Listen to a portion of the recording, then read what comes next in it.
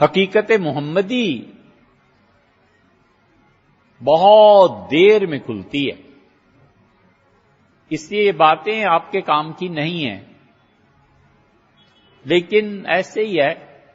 پھر مشکل ہو جائے گی آپ کو تلاش کرنے میں۔ مراقبہ قوس پہ جب پہنچتے ہیں نا یہ نقشبندی حضرات، اور ہمارے ہاں چشتی صابری حضرات جب مراقبہ معیت اور اقربیت اور بعض مشائخ کے ہاں محبت، وہ مراقبہ ذات سے پہلے حقائق کا ادراک ہونا شروع ہوتا ہے، اور اس حقائق کے ادراک میں شیخ کے پاس یہ بات ہوتی ہے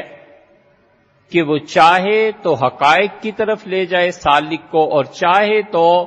وہ معارف کی طرف لے جائے۔ جب حقائق کی طرف شیخ لے جاتا ہے تو پھر حقیقت موسوی کھلتی ہے، پھر حقیقت عیسوی کھلتی ہے، پھر حقیقت محمدیہ کا ادراک ہوتا ہے، پھر قرآن مجید کی حقیقت کا ادراک ہوتا ہے، پھر حقیقت کعبہ کا ادراک ہوتا ہے۔ یہ حقیقت کعبہ کا جب ادراک ہوتا ہے تو آدمی اپنے مشاہدے سے جان جاتا ہے کہ حقیقت محمدیہ اس سے کہیں بڑی چیز